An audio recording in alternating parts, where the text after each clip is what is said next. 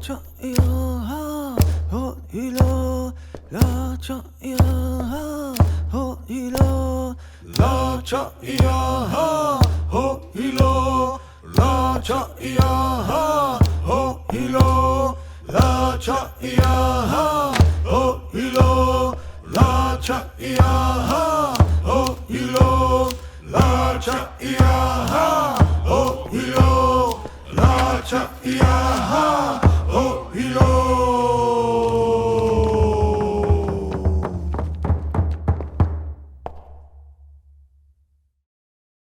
Uyot heche yana hello, uyot heche yana hello, uyot heche yana hello, uyot heche yana hello, uyot heche yana hello, uyot heche yana hello, uyot heche yana hello, uyot heche yana hello, uyot heche yana hello.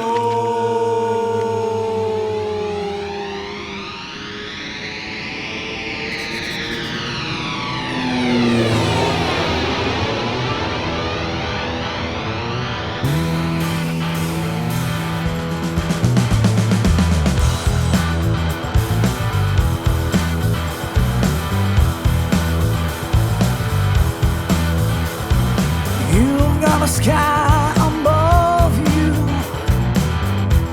that calls you by name. You've got an earth below you that understands your pain. You're an Indian man, a crazy horse. You're an Indian man, your chief Dame George, a red man's man, Indian man. You've got your brothers beside you that have no shame. You've got your ancestors inside you that are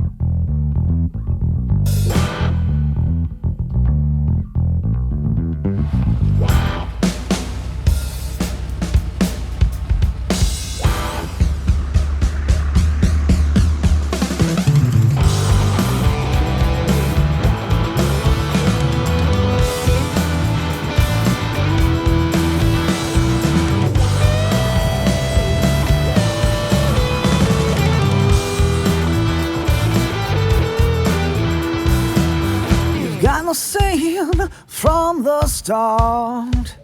Spirits inside your bones move through your heart. You've got no sin from the start. Spirits inside your bones move through your heart. Yeah, you're an Indian man, a crazy horse. You're an Indian man, your chieftain George. You're an Indian man, a crazy horse. You're an Indian man, your chieftain George. Red man's man, Indian man. Red man's man, Indian man.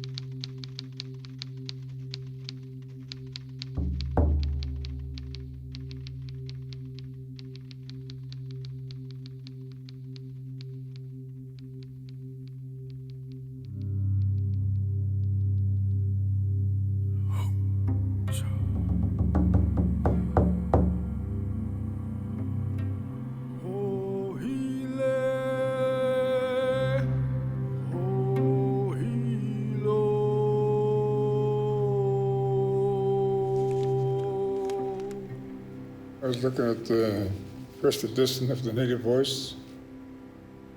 Well, a little bit sad because all the people in the picture with me are gone now, and I'm the only one left. And it just brings back good memories of involvement with the Native Brotherhood.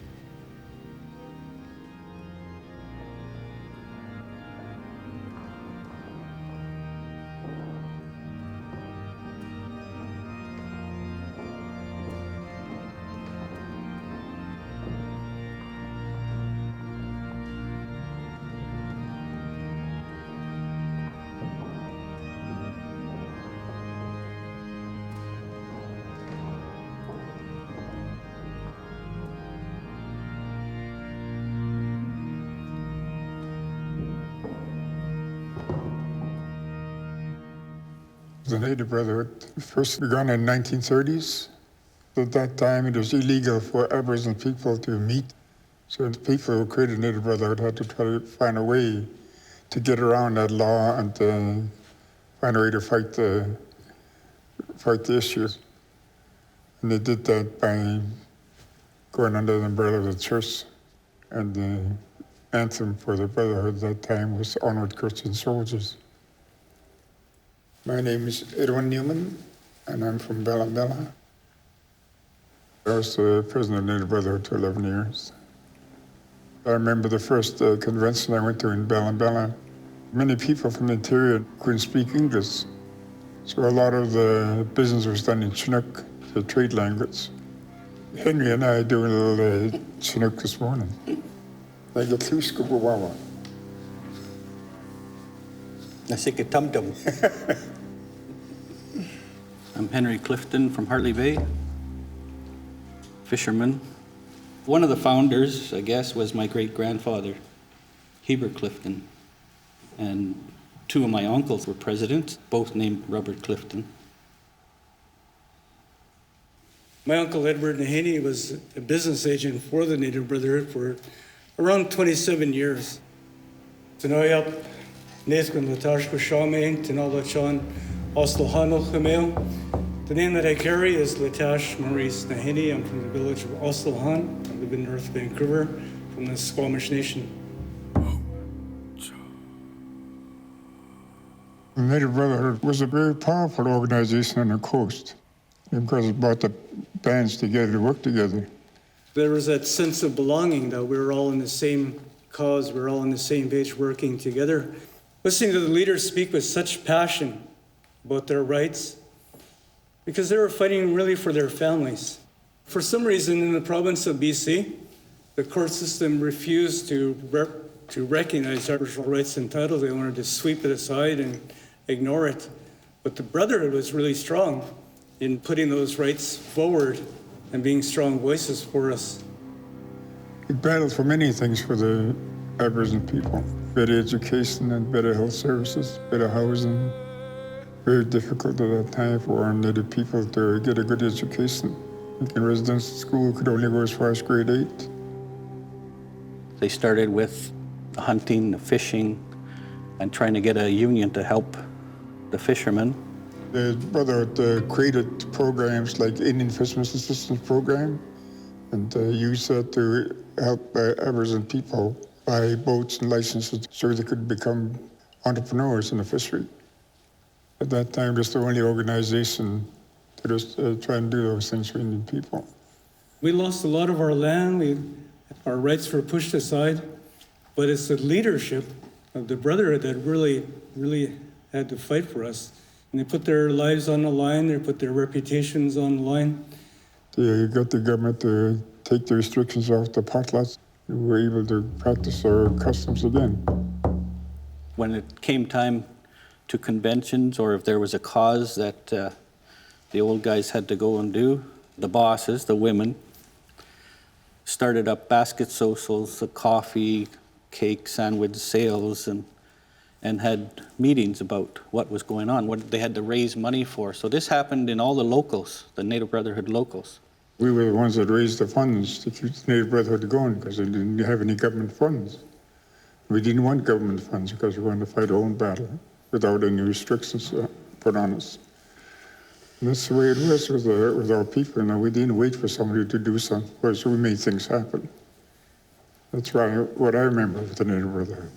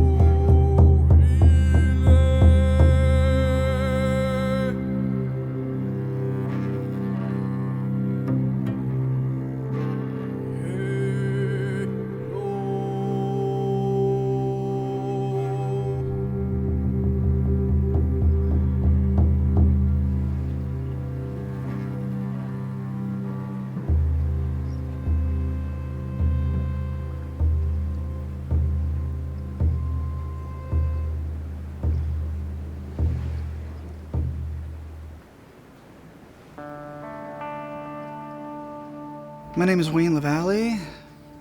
My name is Richard Brown. My name is Russell Wallace.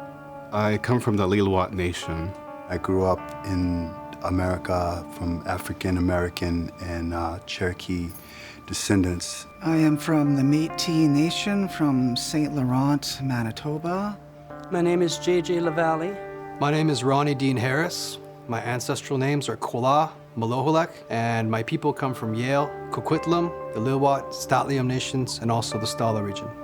I am originally from St. Ambrose, Manitoba, a small Métis community of about 300 people. My name is Murray Porter. My name is Corey Payette. I'm Ojibwe First Nations from the Matagami Nation in Northern Ontario. I'm Mohawk Turtle Clan from the Six Nations of the Grand River Territory. I am a singer-songwriter, composer, guitar player. I'm a drummer. I am a hip-hop artist. A singer, a composer. I'm a Métis fiddler. I am a traditional singer and a composer. And what I do, sing the blues. I write songs, I play the piano, and I sing about the struggle of our people.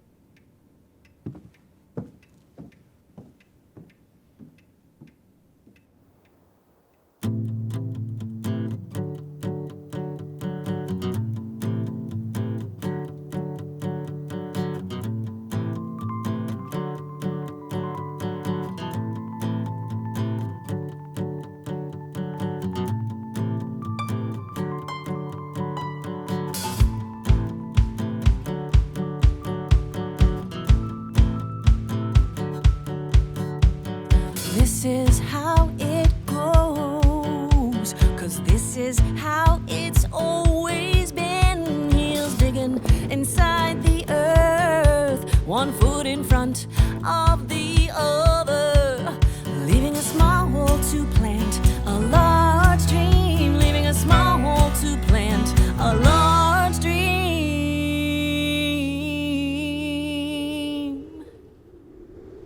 One seed, one dream, one dream, one step stepping, leaving my blues behind. One seed, one dream, one dream, one step stepping, leaving my blues behind.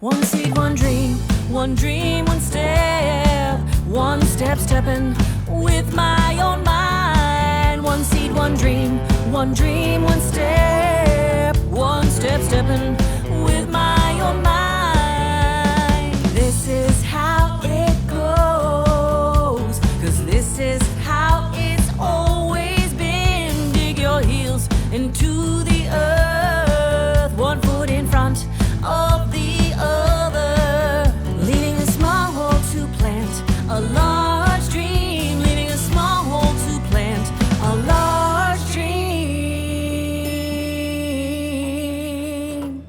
a large dream, a large hope, a large dream, growing, growing right under your feet.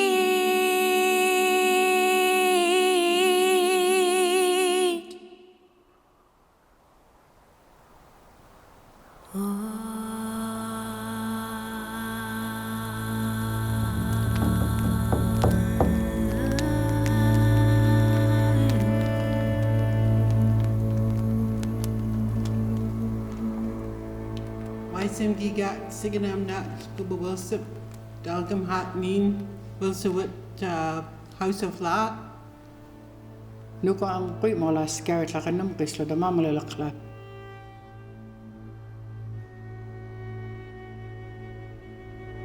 My English name is Vera Newman. I come from the Numris and the Mamalaka tribe from the Kwakwala people from Alert Bay. I always knew about the Brotherhood because my dad was a fisherman, my grandparents and my uncles, they all fished from Alert Bay area. And we always heard about this fight of the Brotherhood. And it was quite natural to be part of it. Something that we were very proud of, to be part of the Native Sisterhood. The Native Sisterhood was started way before my time. My grandmother was part of it back in the 40s. I got involved in 1973 when a man called George Jeffrey came to Alert Bay, and we all got elected to be part of the Native Brotherhood branch of Alert Bay, and I was elected to be the president of the Native Sisterhood at the time. And then we got involved. We started to go to Brotherhood conventions and did fundraising to support our fishermen. My name is Karen Jeffrey. I'm from the Ganhada tribe. I'm Tsimshian from the North Coast. My grandfather was one of the original founding members before the Native Brotherhood was established. Him and my grandmother would travel together to the various villages to form the Native Brotherhood. My grandmother was alongside him. You know, the women were the backbone of the Native Brotherhood to help them establish and fight for the Native rights. When I started working for the Native Brotherhood, my job was to recruit membership, to liaison with all the various communities up and down the coast. I was 19 years old. At the time, back in the mid-70s, vessels were more family oriented. So basically what I would do is go to the docks during fishing season and talk with the fishermen and the women, the families, and get them to sign up with the Native Brotherhood. And people were willing to support the cause because we were a long way from our struggles to be gone. Our women were dedicated to support our men. The ladies in the Bay, way before my time, got together to do all kinds of fundraising events to help out the struggle. So when we came along, we did our own way of fundraising through different events, raffles and bingo and dances. It wasn't like a woman's movement. Do you know what I mean? We didn't play that role. No. It was to make sure that the families, that we had adequate rights. We learned things by visiting different communities, what worked there and what we could do to make things better in our village for our people. My name is Delia Nahaney. I'm from the Nisga'a Nation. We grew up on the canneries, running back and forth on the wharfs while our parents were out fishing or they were working in the canneries. I remember when I was 15 and my dad bought me my first pair of rubber boots, and then he just pointed me towards the office and said, "Sign up, you're going to go to work." And then my auntie Norma Morgan pulled out a fish and she showed me what to do. She said the most important thing is to sign up for the Native Union. We had really good wages and overtime hours, and unfortunately I had a bit of a mishap and I ended up in the hospital, and the union paid for the days that I was in the hospital. Aboriginal people worked together. Everyone had a little part. It's the common goal theory, and that's just part of being a union as Aboriginal people. I guess the real special thing for us is the lifetime friendships we made along the coast, that we learned to respect each other and learn to work together for the betterment of all of us.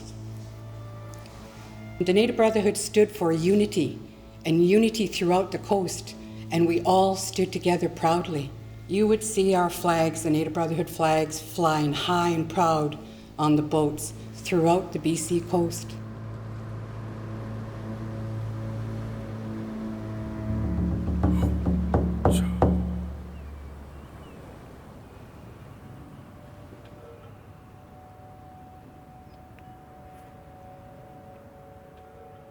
Tanoyap, Tanoan Siamansiaya, my Chimko Shaman, Mercenahini, Queensna, Skolholtmish Ochmel, Tanishka Ochmel, Owen Squallow and Teed Seats. My ancestral name is Mech Chetam. My English name is Mercenahini. I come from the Squamish and Nisga'a peoples, and I am proud of who I am. Sigoli Iskanagoa. My name is Sherry Miracle. I'm from Six Nations, Ontario. I'm Mohawk and Irish, and I'm an actor, and I'm a singer, and I'm a songwriter. My name is Shakti Hayes. I am from the Cree Nation, George Gordon Band in Saskatchewan. My name is Michelle St. John. I'm a musician, a vocalist, artist. I am an actor, singer, writer. I'm Wampanoag, African American, Jewish. I grew up in Toronto. My name is Jennifer Kreisberg. I'm Tuscarora from North Carolina. Tanoyap, Yawit Winaswit. Neta and Shaman Sok Shaman, Chanachantla, Skohotmish Oath, and Niska Oath. I'm a mother, singer, composer, activist. I've always been encouraged to publicly speak, to share culture, to be a teacher. My ancestral name is Shaman Sot. I come from the village of Aslaan and Gitwansel. I come from the Squamish and Nisga'a Nation.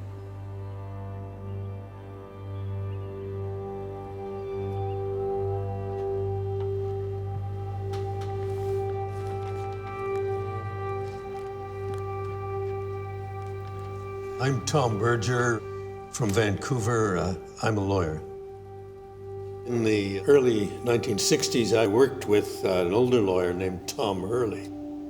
The law office that Tom occupied was also used by Maisie, his wife, to get out the Native voice. My name is Moira Movana, granddaughter of Maisie Hurley. My grandmother started the Native Voice in 1946, and she worked with the members of the Native Brotherhood. The Toronto Star said it was the most unusual paper in North America, what they did and how they did it.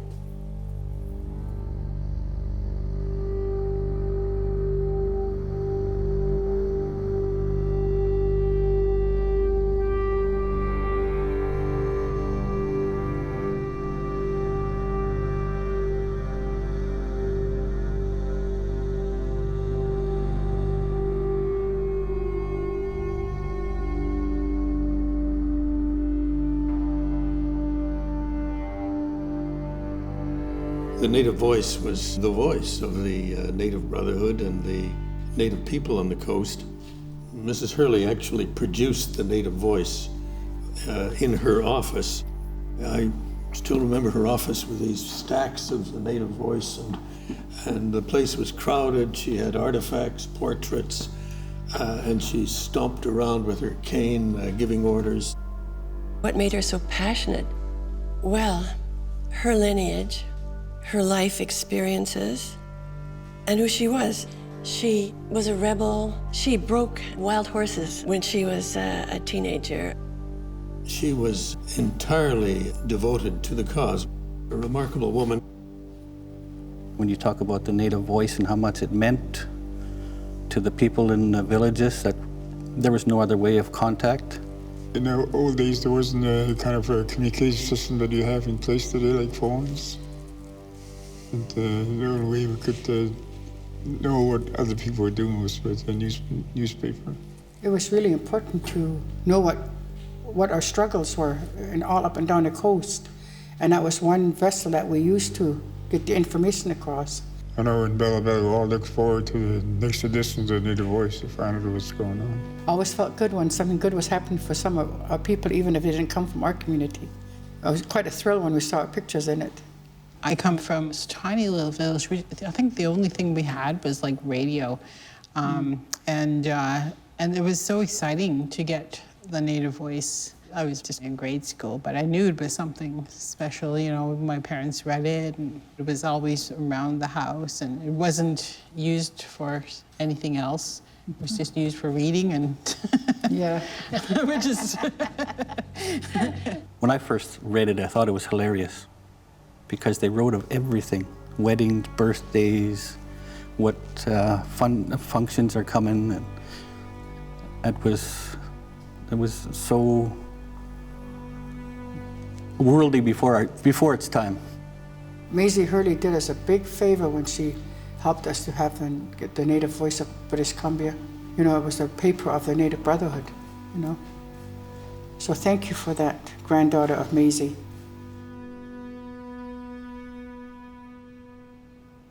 When I had gone to law school in the 1950s, nobody taught anything about Aboriginal rights, Aboriginal title.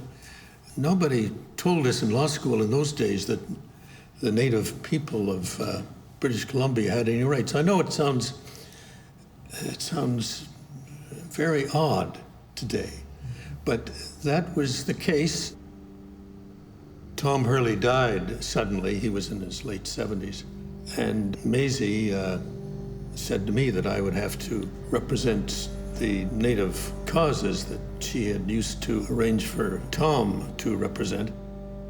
She could be imperious, I guess is the word, but that's how she got me involved. She just said, this is what you're going to do now.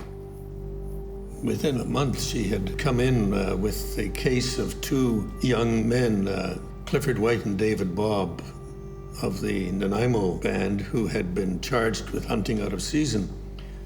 And Guy Williams, who was the president of the Native Brotherhood in those days, spoke to me about the case, and he said that they had treaties that protected their hunting rights. So we went to court. I remember it all very well because this was really the first case that I had done, or that anybody had done. And I remember at the trial in Nanaimo, in an old courtroom there, Maisie Hurley, of course, with her cane, was standing right behind me. and Native people from Nanaimo and elsewhere occupied all the seats. We argued that there was a treaty. The government said, no, there's no treaty, it's just a piece of paper, doesn't mean anything.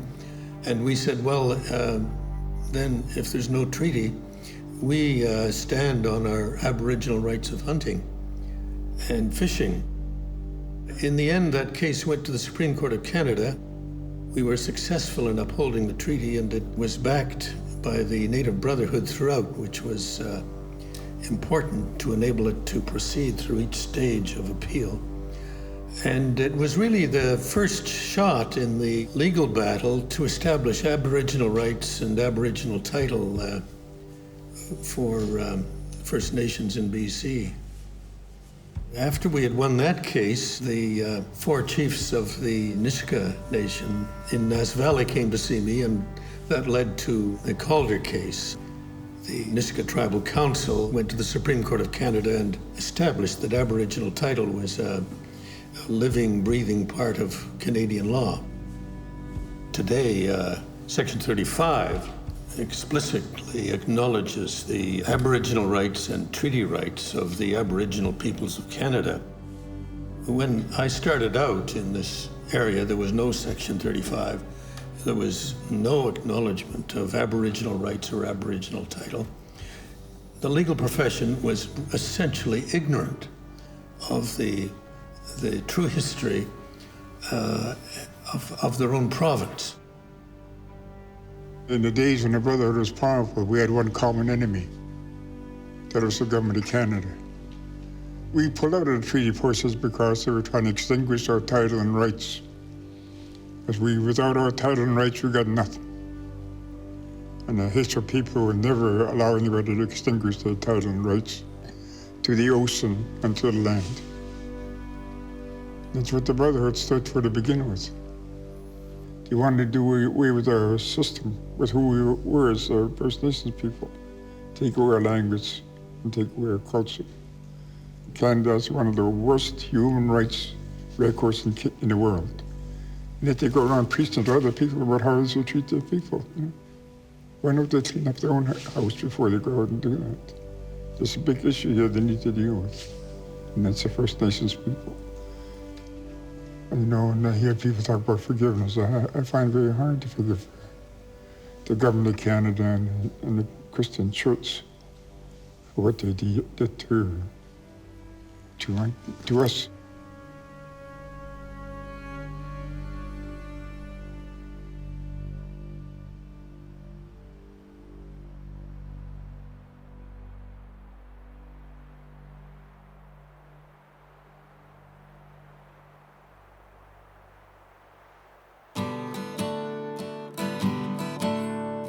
God is on my side, and I am on his. Don't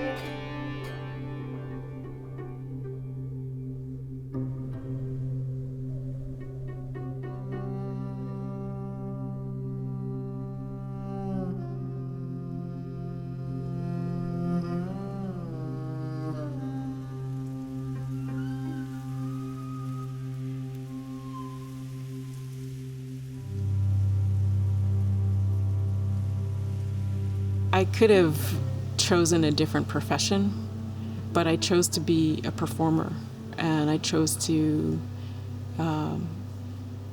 use who I am to say something. I'm a musician, a blues singer, songwriter, all that. But first and foremost, I'm First Nations, I'm Mohawk. So I write about things in a way that entertains but also educates. If I observe something in the world that hurts my spirit or hurts my feelings, and I really feel like that is not cool and that's got to change, at the age I'm at now or where I'm at in my life now, it's like, okay, I want to do this in a good way, in a way that encourages people to come together to make things better. So how can I do that? Well, for me, that's with harmonies. I feel that that music is kind of an ethereal voice in both cultures, in all cultures, and so the sound of the drum is godlike, if you will. I never approach a show or I never approach a speech with a script, because I was told that you can speak to people's ears, it goes in and out. You speak to people's hearts, and it stays there forever. The longhouse voice that we use, it's a loud voice that speaks to your spirit, so that your spirit reverberates with every word. The tones and the language and the sounds that we use, the vibrations that interconnect with your spirit, are important energies. So this storytelling that we use, the stories and the tone from our ancestors, the frustrations of our matriarchs, might seem like attacks on non-Indigenous people, but it's how we convey the urgency. It's how we convey the power that we need to grow forward. And so the sounds might be harsh, and it might sound like we're yelling at you, but this is how we speak to your spirit and your heart, and hope that we can meet on common grounds of values so we can move forward as a collaborative global community, and hoping that Indigenous people will have our say in that global conversation, even if it sounds mean sometimes.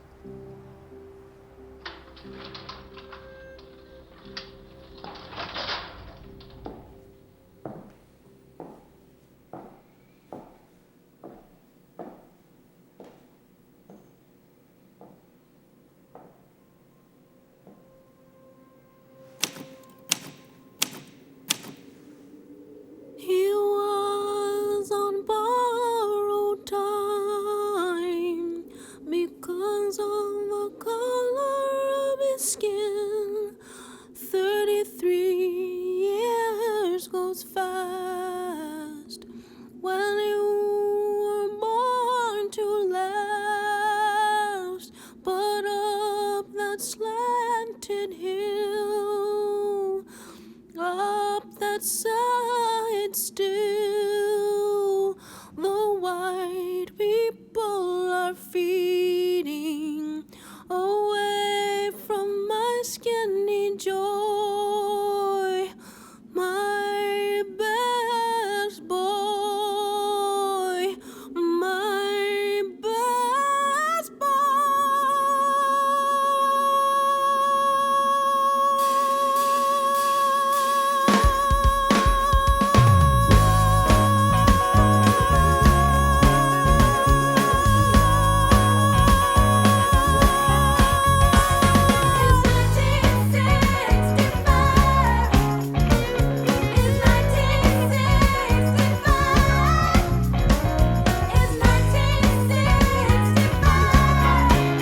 There is no sun today, I know that, but the light it keeps on shining on those that take bit by fat. Everything is fine, everything is fine. Stop for one more doppelganger in the air. One more something is a fine line away from my skinny joy, my best boy.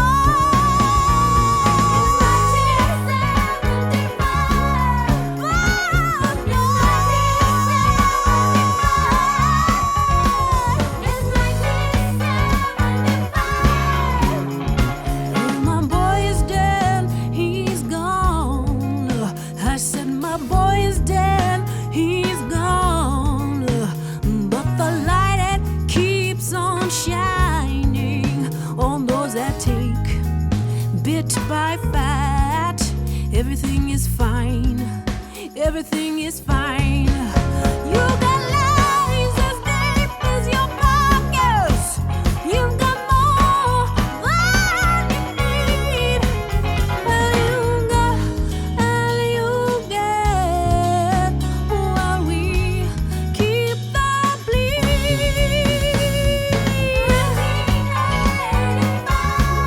Keep the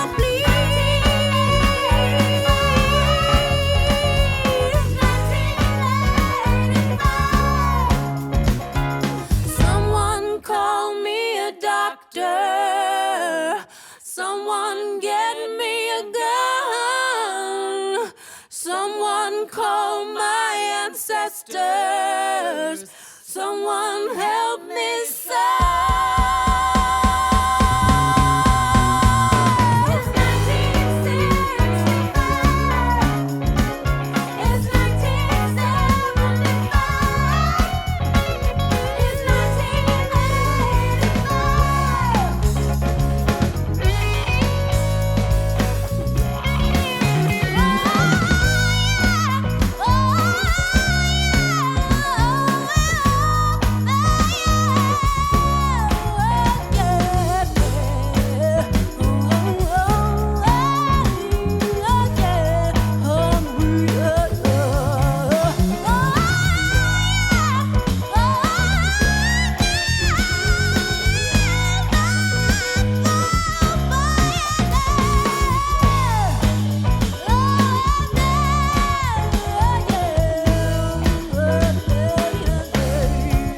There is no sun today, I know that, but the light it keeps on shining on those that take bit by fat.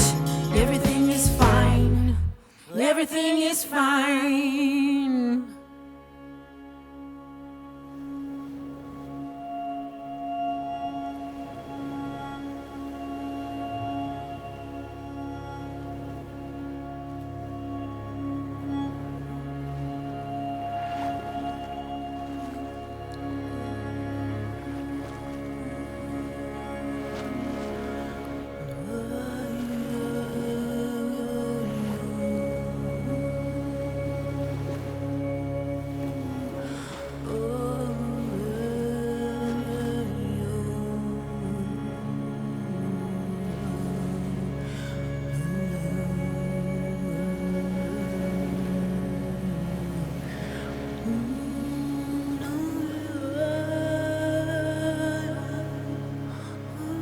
My family's history on both sides has informed who I am as an artist today. We come from 4 generations of 7 girls who all sang. My mom had 6 sisters and they all used to sing. And then our grandma, their mother, had 6 sisters. There were 7 girls and they used to sing, and it goes back 2 more generations. I just grew up in a family with music. That's one of the last things that was left of our culture. And happily, our family held on to that. I am always asking myself questions around where do I belong and how do I fit in this place. In that mixed blood identity, there's something kind of liberating about not being afraid of all of those ancestors, all of those folks who've had many, many different experiences, and somehow they thread their way and work their way down into me. It's important to understand the complex, multi-dimensional history that is not necessarily written, that's not necessarily documented in a way that is easy to access, that you have to find other ways into that history, into the stories, into the people. There's a song that came to me, the melody came to me as I sat on my great-grandmother's grave. So I call it the grandmother song because I figure she gave it to me.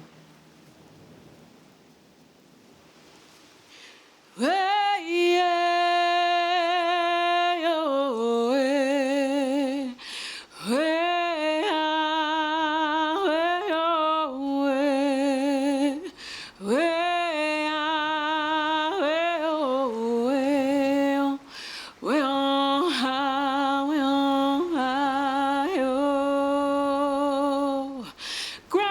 sing your songs to me. Sing your songs of love and freedom. Teach us who we are to be.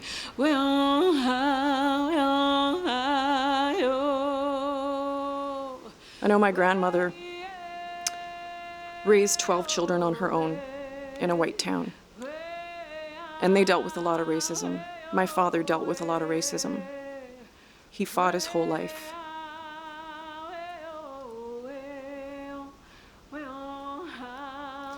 Because he fought, I am who I am.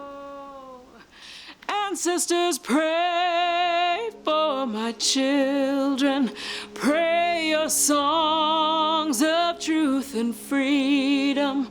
We are here to honor you.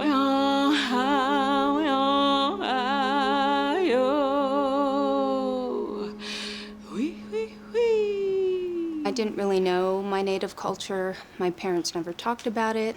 My mom was a Cree speaker, but she never spoke around us because of her upbringing, and I kind of had to seek it elsewhere, but it was an important part of my history that I felt a right to reclaim, and so I went about that as an adult and kind of sought it out through just meeting people, musicians and artists that were in touch with that side of my culture, and just wanting to learn more about who I was as a Native woman from the prairies.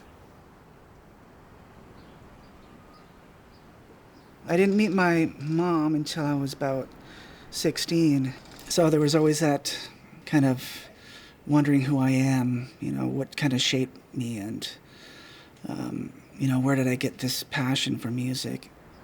I knew I was Native, but I didn't know what that meant to me. When I was about 20 years old, I started learning about my family history and why me and my brothers and sisters got put in foster homes, and then rediscovering that my family had a big musical history, and learning that my grandfather used to play fiddle at parties, like standing on his head and stuff like that. And now, you know, through my musical journey and learning about who I am as a Native man, and still trying to figure what that is, because I still keep meeting my family all the time. I didn't grow up on reserve, and I didn't grow up with a family that celebrated their culture. So when I got old enough to start asking those questions, there was a lot of feeling from my family that, why are you asking these questions? We don't tell people you're First Nations. Don't talk about who you are, just say you're French Canadian. And then in finding out more about my culture and the history, I then realized that that was my role as an artist, was to hold up what I hadn't been taught and to spark that dialogue in the community.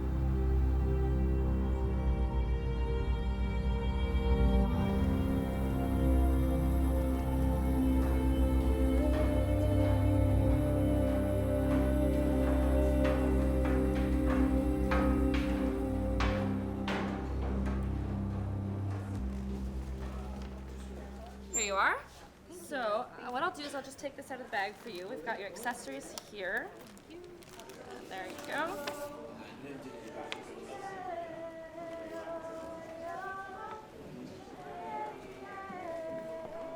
I've been around music since the day I was born. 21 aunts and uncles, somebody plays fiddle, somebody sings. And I was highly influential. I remember being a kid and I remember falling asleep on my uncle's guitar. There would be fresh bread baked in the kitchen. This was at night. We had a local station called the Polka Party, and they would play fiddle music, and my grandmother would grab me and we would dance. And she had sort of like mukluk type slippers, leather, and they would hit the floor, tss, tss, tss, tss, and it's like that engraved the beat into my soul somehow. If you can make that crash cymbal sit like right here, that'd be fantastic. From the beginning of my interest in playing music, I always wanted to be meaningful. The nature of social politics has definitely impacted my life on every level, and especially as an artist.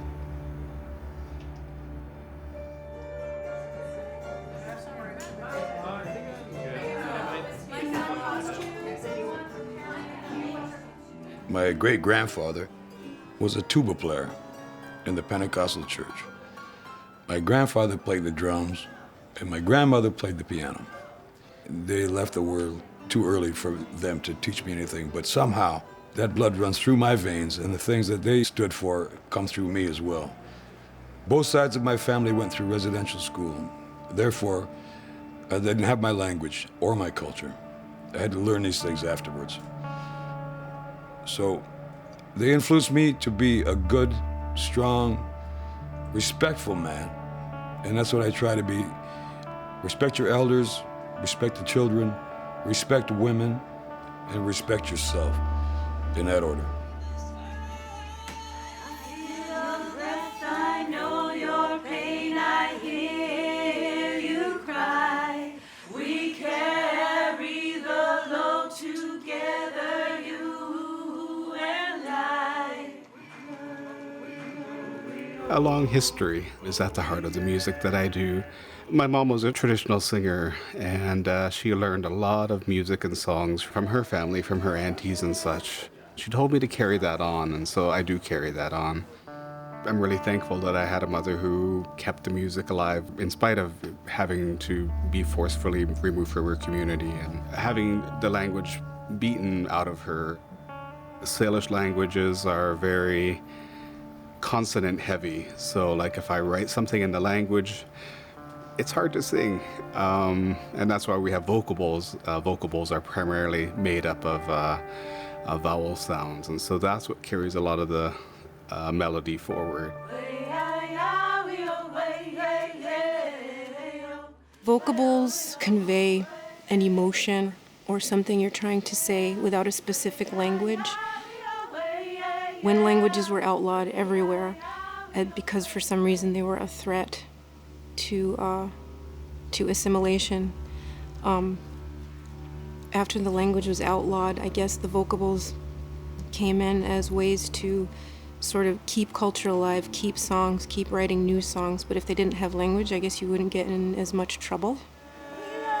If you want to write songs that can go into different communities, everybody can sing them and share those songs because they're not specific lingually. So there's just sort of a way of uniting the people these days through song. Our family has always had a past history of creating effective changes, all the way from my first protest when I was in grade 4 and we were supposed to learn French and go un, deux, trois, quatre, and it just didn't make sense to me. I was sitting there and this isn't my language. Why am I learning this language? And every single hair in my body just said this was wrong. And I asked if I could learn my language, and it's called Holtmish. And they said no, because there's no one there to teach it.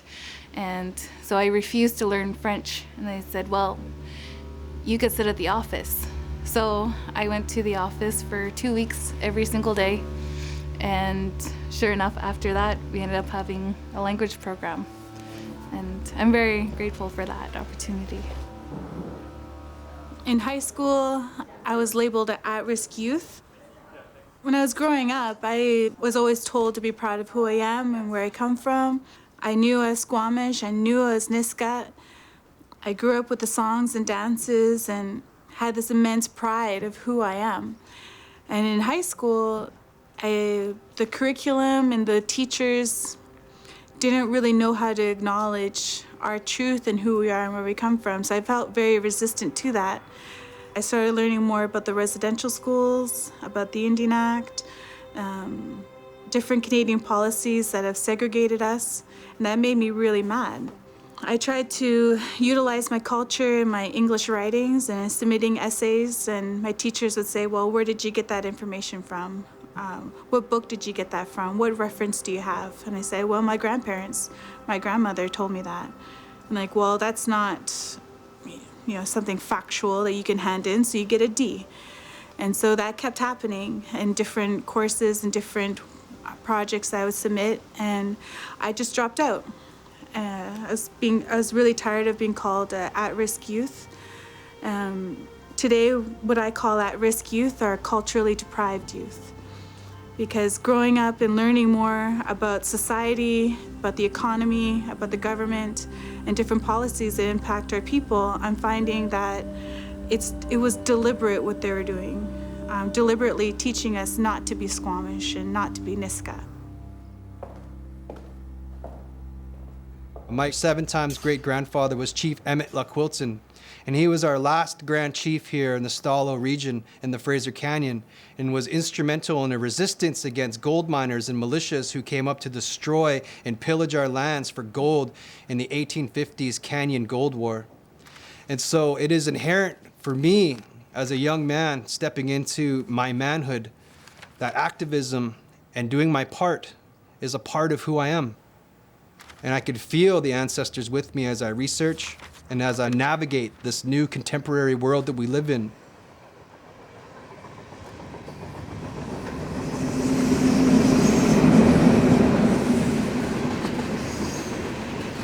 A Canadian Constitution with Indian law, an Indian territory into Confederation, an Indian boundary territory authority, and an Indian provisional government that will be elected and controlled by the Indian nations. It's powerful. Like, he thought so far out of the box. He just didn't compromise. He didn't ever compromise on anything. That's what he says about himself, and that's what all the people closest to him always say about him.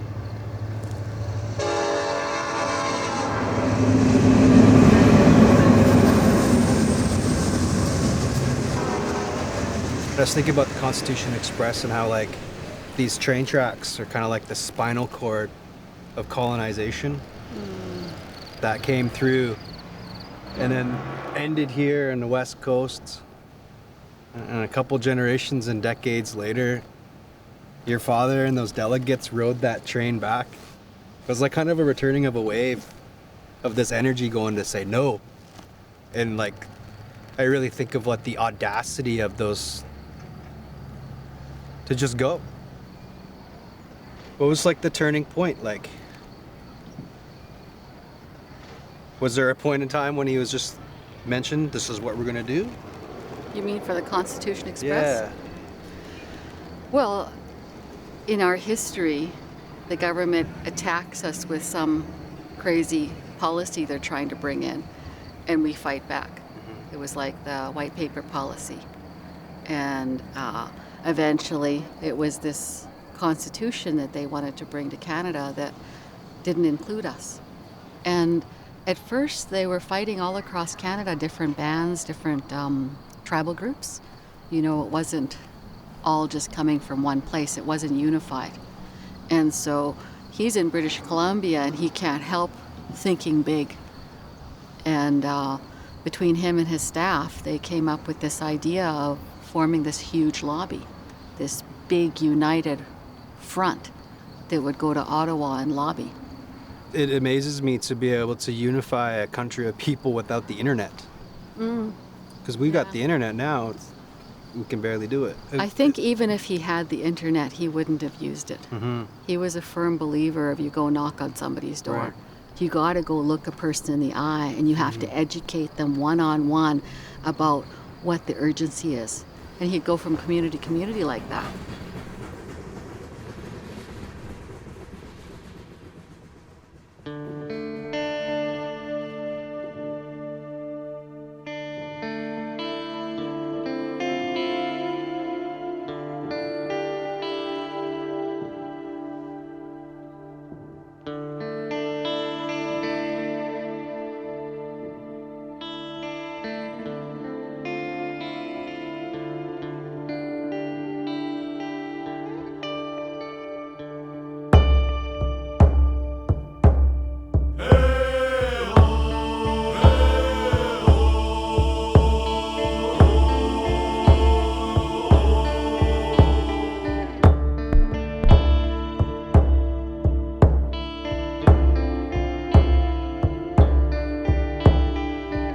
If you really believe we are the first people, if you really believe we have our own nations, if you really believe we have our own Indian law, If you really believe we have been here forever, if you really believe, you don't ask for it, you take it. My message to you,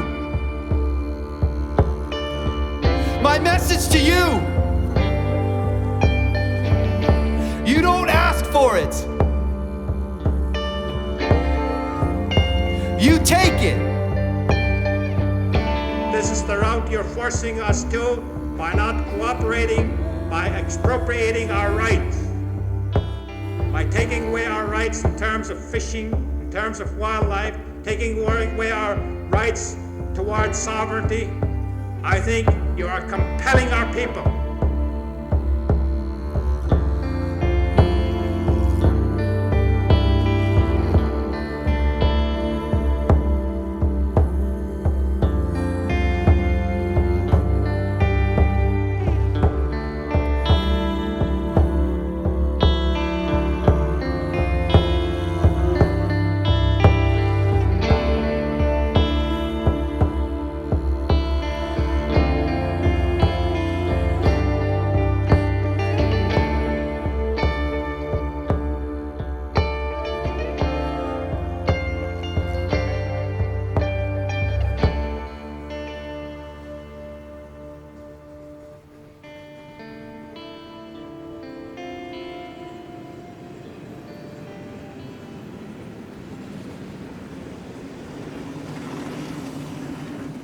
I remember that time in 1980 and 1981 when the Trudeau government was trying to leave out the Aboriginal rights and title in Canada. I just saw my parents this was the focus because we were going to be directly affected.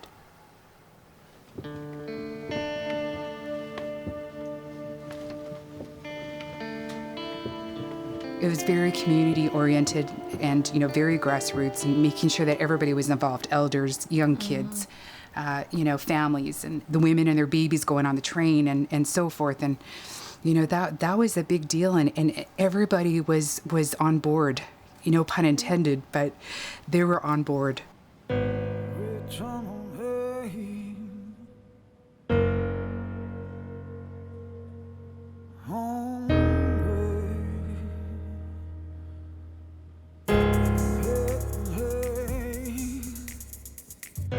This Indian government flag design was thought of, and everybody had input about what it meant. The 4 directions and our heart, and it just took off like wildfire. Everybody wanted to wear it.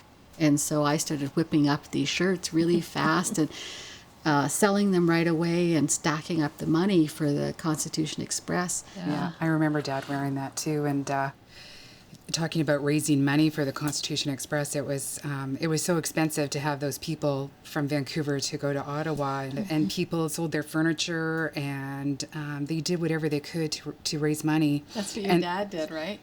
He did. He sold his furniture. I remember thinking about his apartment and everything that was going to go, and he was just, I said, so you're just going to sell your furniture and you're just going to go? And he said, yeah. My dad, Ron George, was one of the organizers for the Constitution Express train to Ottawa and then on to Europe later. And what I remember is him saying how this movement was so spiritual and different than anything he's ever experienced. There was a code of conduct. People treated each other with respect and honor, and there was no dissension between people at all. It was just, they had a goal, they were following your father's vision, George Manuel, and they were following his leadership. Mm-hmm. I was listening to a speech of his just the other day, and he's talking to a big crowd of people, and he's saying, we gotta have at least 1,000 people going on the European Constitution Express. Can we do it? Can we do it? And you just hear this roar of people, just, yes! It made me cry, listening to it, listening to the power of our people.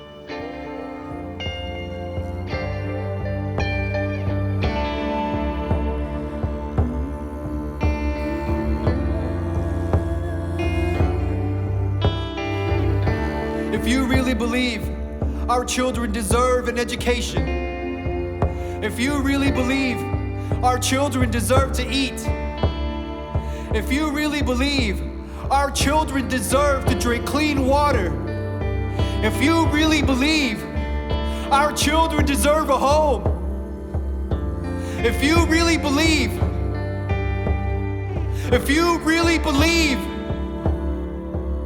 you don't ask for it, you take it. My message to you,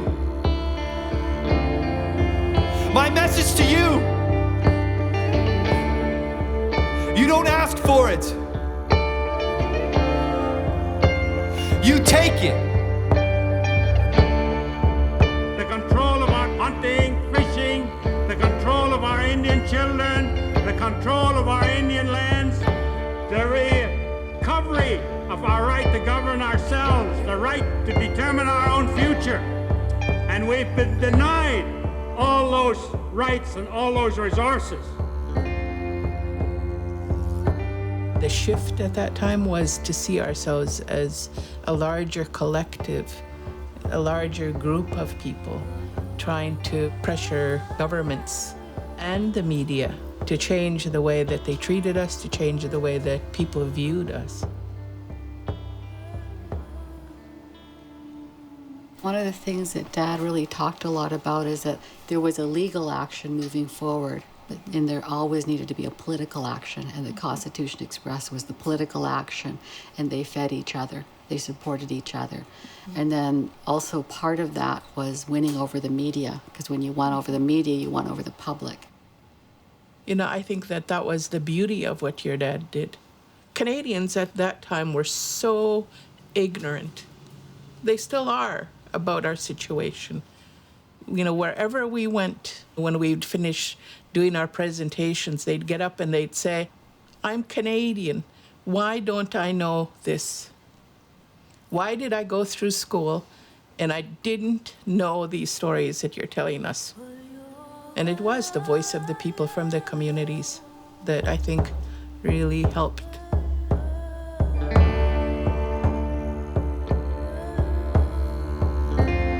If you really believe in your own voice, if you really believe in your own past, if you really believe in your own future, if you really believe,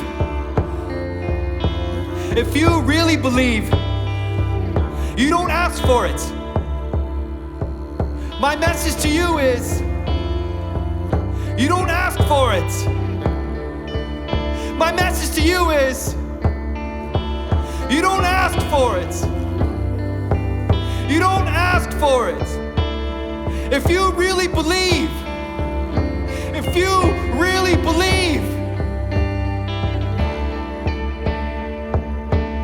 you take it.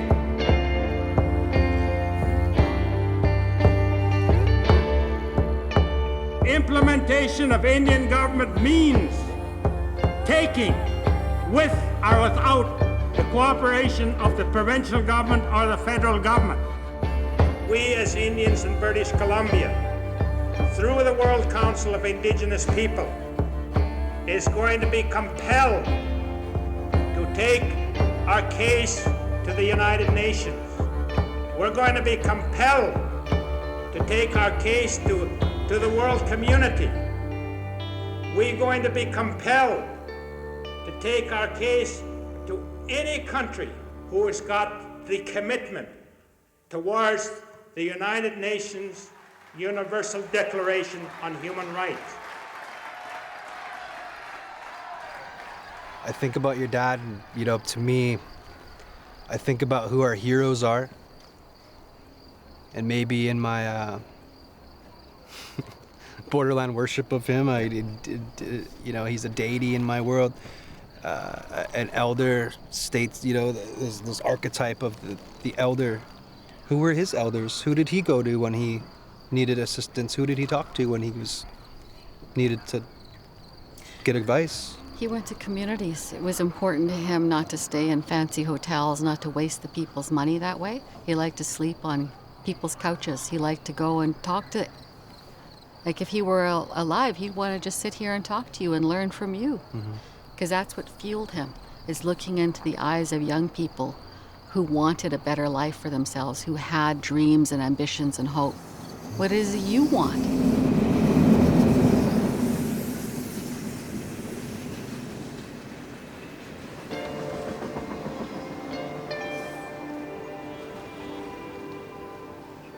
What I'd like to see for Aboriginal people in Canada is for all Canadians to identify and see the value in Indigenous culture.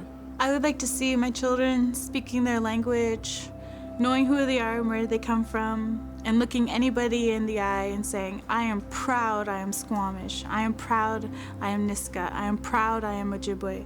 I would like for us to be seen and heard and acknowledged. This is not one thing. It's all intertwined.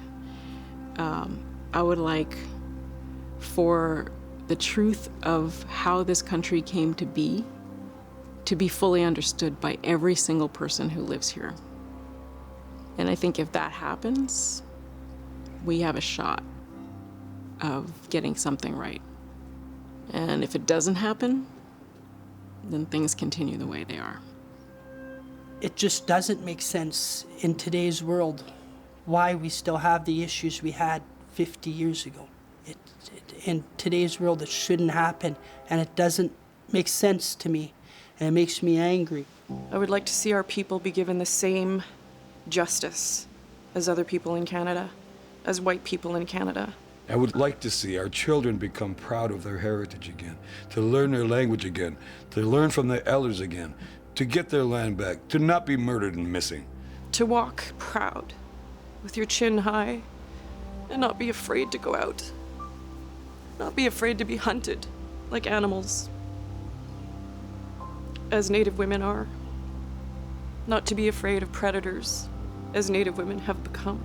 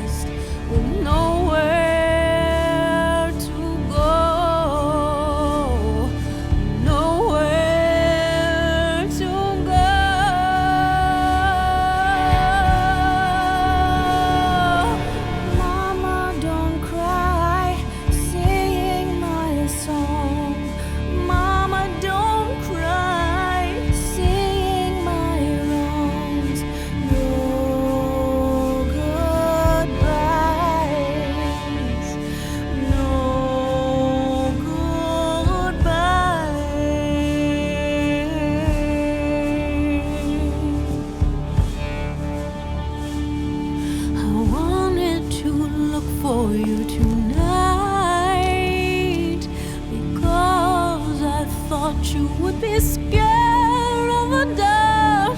I wanted to wrap you in my light and say I'm here, even in this nowhere, even in this nowhere.